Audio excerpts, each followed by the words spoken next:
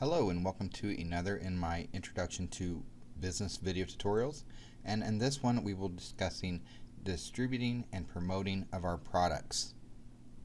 This lesson is going to deal with our marketing mix once again, and specifically we're going to be talking about the third element in the marketing mix, which you will hopefully recall as distribution.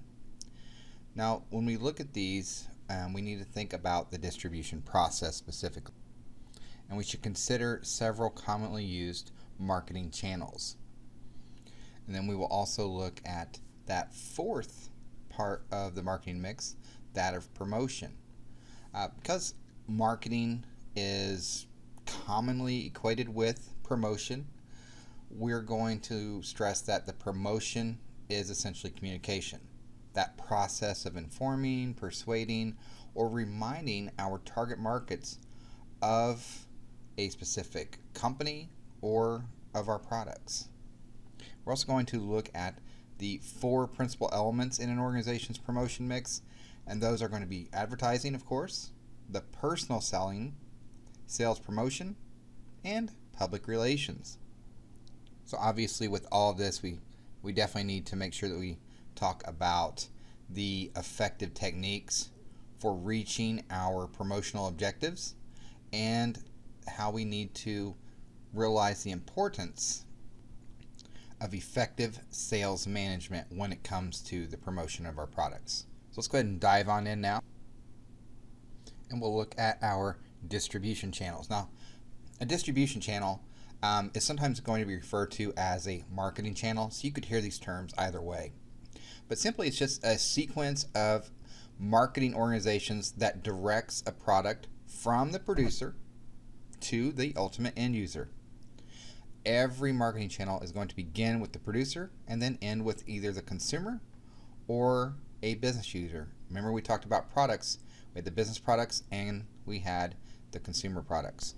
That links producers and user within a marketing channel is called a middleman, or more specifically, a marketing intermediary. A merchant middleman is a middleman that actually takes title to products by buying them. A functional middleman helps in the transfer of ownership of those products but does not take title of the products.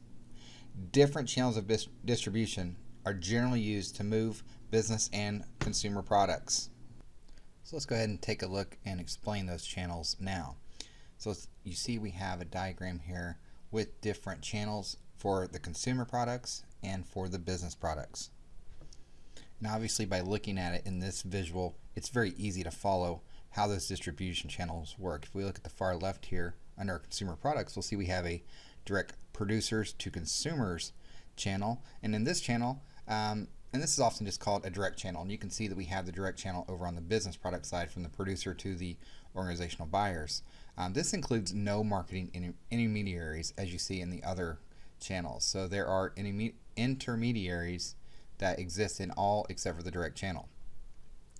Practically all services but very few consumer goods are distributed through the direct channel. Producers sell directly to the consumers for several reasons, such as that they can better control the quality and price of their products. Another reason is that they don't have to pay for the services of intermediary discounts. And then they can maintain a closer relationship with their end customers. Now if we look to the right of that, we can see that we have a producer to retailer to consumer channel, and a retailer is just a middleman that buys from producers and other middlemen to sell to the customers. Producers are going to sell directly to retailers when the retailers can buy in very large quantities. This channel is most often used for products that are bulky, such as like furniture or even the automotive industry, where we're the car dealerships that sell the vehicles. And the reason for this is that there's additional handling that would increase the selling costs if we had the direct channel. And it's also the usual channel for those perishable products that we buy. Next to that, you'll see we have a producer to wholesaler to retailer to consumer channel, and this channel is known as the traditional channel because most of our consumer goods, especially those convenience goods that we talked about in another lesson, most of these consumer goods pass through the wholesalers and then to the retailers. Now, when I say wholesaler, this is just a middleman that sells the products to other firms. And a producer who uses wholesalers when its products are carried by so many retailers that the producer cannot manage and distribute to all of them. If we look at the next one, producer to agent, or you can see the term brokers here, to the wholesaler, to the retailers, to the consumers.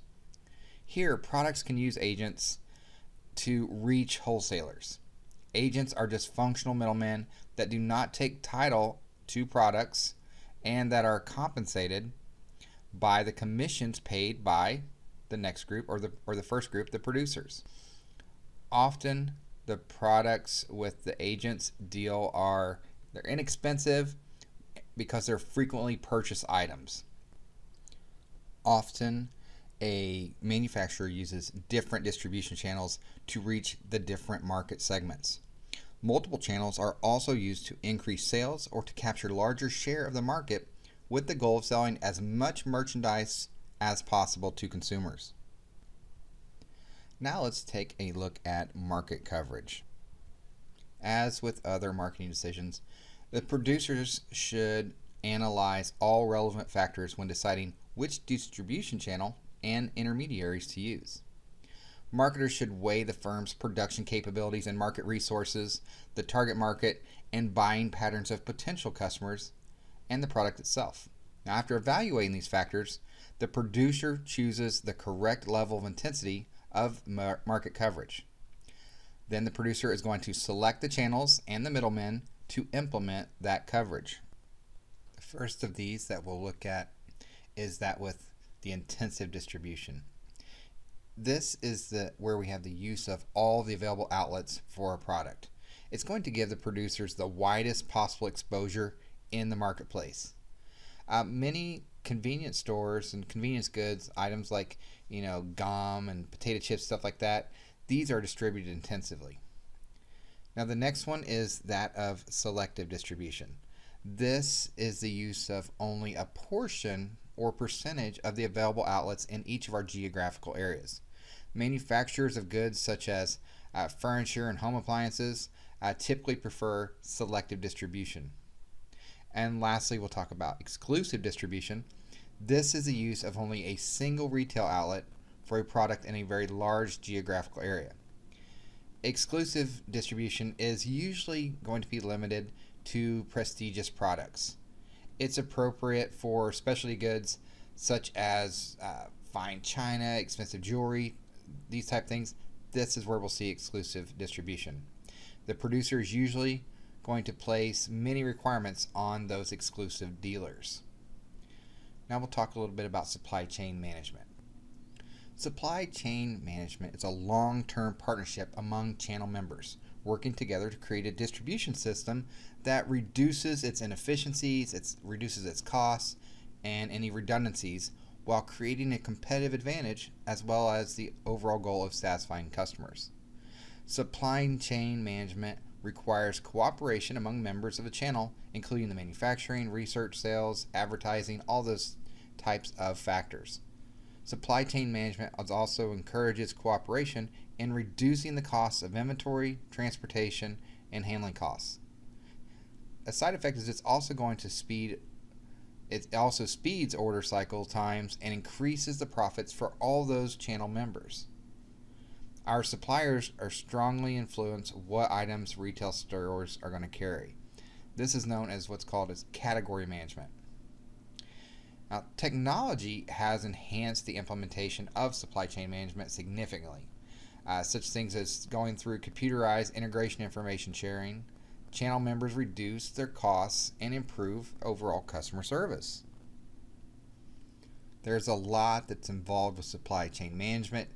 Don't get me wrong in that it's very simplistic. There's a lot of working mechanisms in this to get it to be effective and to essentially improve our customer service. Supply chain management is its whole discipline of knowledge. So there are whole classes and fields that are dedicated just to supply chain management. And I hope that you will dive deeper into this as a discipline. Now I want to move on to talk about wholesalers. Wholesalers help retailers by buying in very large quantities and selling to retailers in smaller quantities and delivering goods to the retailers. They also help by stocking in one place the variety of goods that retailers otherwise would have to buy from many producers. They're also providing assistance in other vital areas, including promotion, marketing information, and financial aid. Now, other than just the retailers, wholesalers help manufacturers by performing functions similar to those provided by retailers. They're also providing a sales force. They're reducing the inventory costs, assuming the credit risks, and furnishing market information. We have several different types of wholesalers, and they fall into two categories generally. The first category is that of the merchant wholesalers. A merchant wholesaler is a middleman that purchases goods in large quantities and sells them to other wholesalers or retailers and to institutional, farm, government, or industrial users. The merchant wholesalers usually operate one or even more warehouses where they receive, take title to, and then store the goods. These wholesalers are sometimes called distributors or jobbers. And merchant wholesalers may be classified as fully service or a limited service wholesaler, depending on the number of services that they provide. Now, the other group or category that I want to talk about is that of the agents or brokers. Agents and brokers are functional middlemen who do not take title to products. They are going to perform a small number of marketing activities and are paid a commission that is a percentage of the sales price. An agent is a middleman that expedites exchanges, represents a buyer or a seller, and often is hired permanently on a type of commission basis. When the agents represent producers, they're known as sale agents or the manufacturer's agents. An agent solicits orders for the manufacturers within a specific given territory, and as a rule, the manufacturers ship the merchandise and bill the customers directly. The manufacturers also set the prices and other conditions of the sales. Now, a broker is a middleman who specializes in a particular commodity, and they represent either a buyer or a seller and is likely to be hired on a temporary basis. Now let's take a look at the final link between producers and consumers, and that would be the retailers. Retailers can sell goods, services, or both. There are different types of retail stores. And one way to classify retailers is by the number of stores owned and operated by a firm. We have independent retailers, which are a firm that operates only one retail outlet. And we also have what you're probably mostly familiar with is a chain retailer, and that's a firm that operates more than one retail outlet. Another way that we can classify our retail stores is by store size and the number of products carried. So let's take a look at those classifications. You can see here we have several. We'll start with the department stores. These are a retail store that employs 25 or more employees and sells at least home furnishings, appliances, family apparel, household items, dry goods, each in different parts of that store. Now, department stores have traditionally been service oriented. Now, along with the goods they sell, they provide credit, delivery, sometimes, personal assistance, liberal return policies, and traditionally a pleasant shopping atmosphere. Then we move on to the discount store, which is more of a self-service store. It's a general merchandise outlet that sells products at a lower than usual price. These stores operate on smaller markups and higher merchandise turnover than other retailers and offer minimal customer services. Then we look at the warehouse showrooms, and these are retail facilities with about 5 basic characteristics. They're large, low-cost buildings. Warehouse materials and handling technology is there. We also have vertical merchandise displays. We have a large on-premise inventory. And then the 5th characteristic is that there is minimal service provided to customers. Now the fourth one we're going to look at here is convenience stores, and these are a small food store that sells a limited variety of products but remains open well beyond the normal traditional business hours. Supermarket is a large self-service store that sells primarily, you guessed it, food and household products. Supermarkets are large-scale operations that emphasize low prices and one-stop shopping for all of your general household needs. Then we see superstores here. And a superstore is a large retail store that carries not only food and non-food products ordinarily found in your traditional supermarkets, but it's also going to have additional product lines such as housewares, hardware, small appliances, personal care products, automotive and garden products. Superstores also provide services like automotive repair sometimes. They might have snack bars or even some type of chain restaurant in there. Maybe even have some banking services available. Then we look at warehouse clubs. A warehouse club is going to be a large-scale, members-only operation that combines cash and carry wholesale features with discount retailing. And you're going to pay an annual fee to be a member of these warehouse clubs. Small retailers or individuals may become members and purchase products at wholesale prices for business use, for resale, or even personal use. As an example of this is the Sam's Club or Costco warehouse clubs. Now we look at traditional specialty stores. A traditional specialty store is going to carry a narrow product mix with deep product lines. Traditional specialty stores are sometimes called limited line retailers. So you might hear this term in some other area. If they have depth in one product category, they may be called a single line retailer. Specialty stores offer deeper product mixes than the normal department stores. Off-price retailers are a store that buys, manufactures seconds, overruns, returns, and off-season merchandise at below the wholesale prices and sell them to customers at deep discounts. Off-price stores charge up to about 50% less than the larger department stores for that same comparable merchandise, but they offer fewer customer services.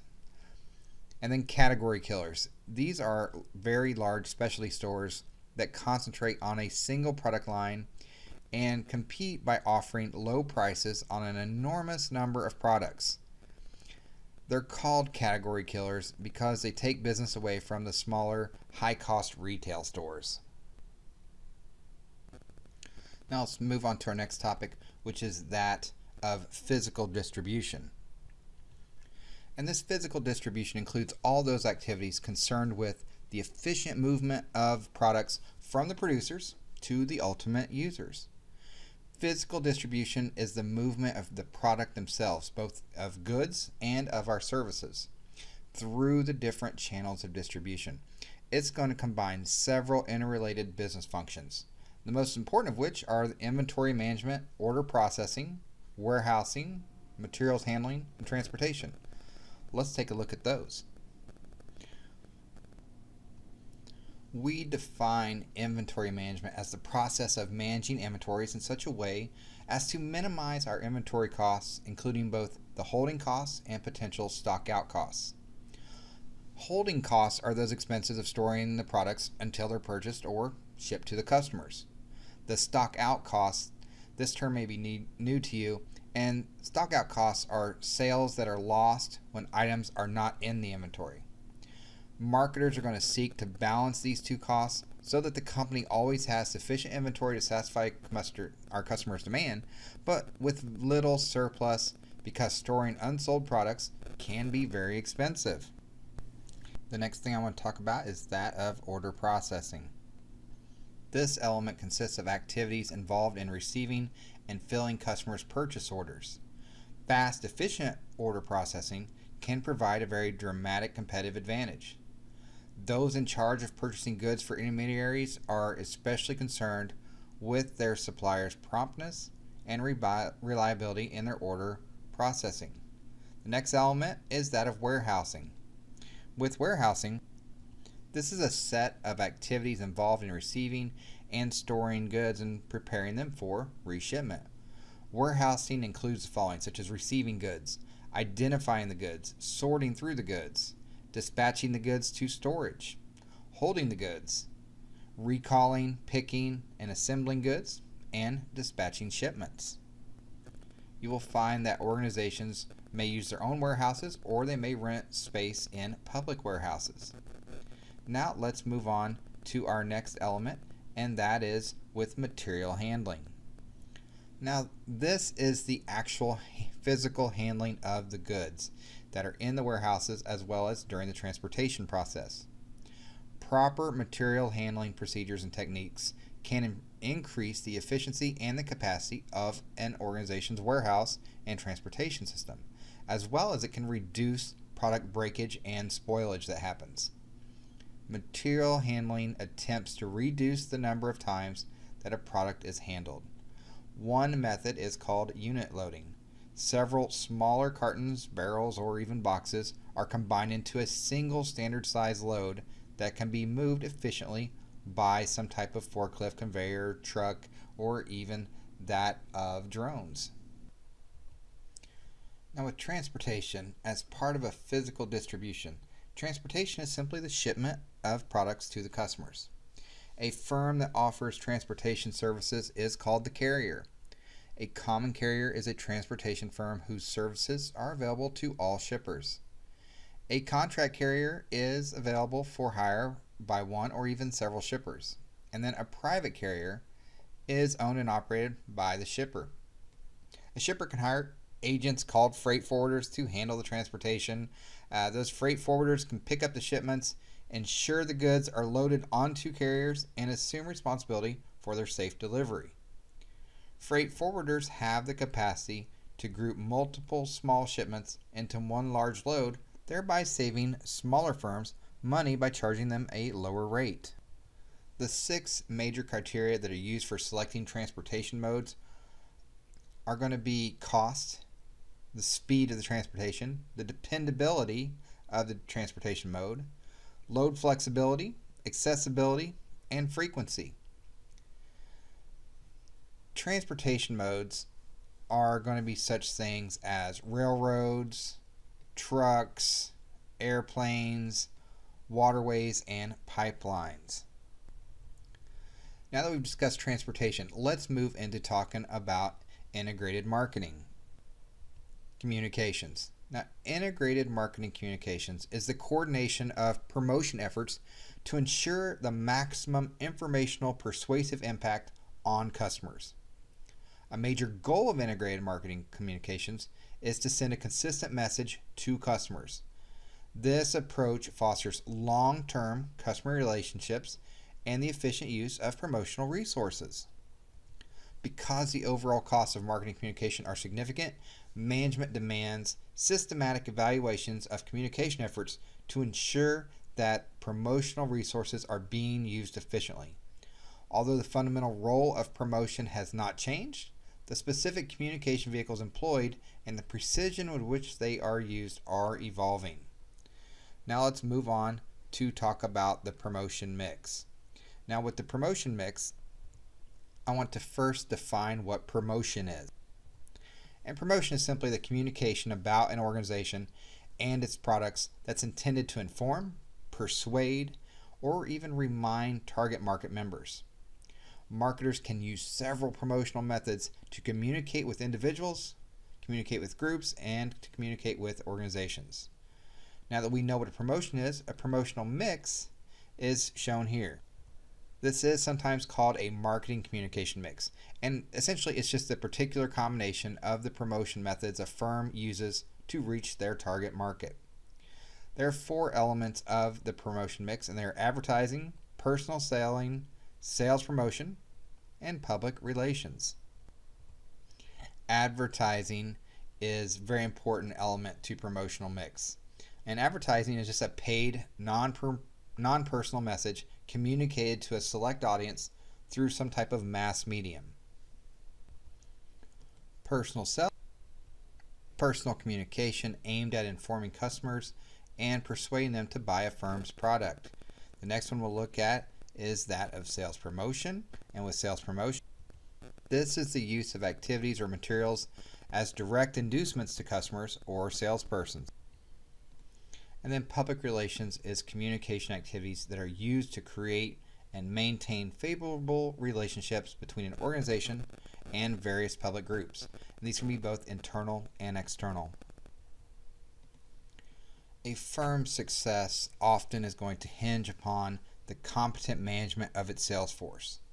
Most firms rely on a strong sales force and the revenue that it brings into the organization for their overall success. So we must know what effective sales managers must do. Some of the tasks of these sales managers is that they must set sales objectives in concrete, quantifiable terms and specify a specific period of time and geographical area. They need to adjust the size of the sales force as changes in the organization's marketing plan and marketing environments occur. They should be able to attract and hire effective salespersons, and they need to be able to develop an effective training program. Sales managers also need to motivate salespersons to keep their productivity high and to formulate a fair and adequate compensation plan for those salespersons. Sales manager also needs to define the sales territories and determine the scheduling and routing of its sales force. And then lastly, the sales managers must evaluate the operation as a whole, holistically, through the different sales reports, communications with customers, and the invoices that are flowing through the organization. As you can see, there's a lot that goes into not just the distribution of our products, but also the promoting of our products so that we can meet our organizational goals. Hope you found this information helpful and that you continue on in my Introduction to Business series.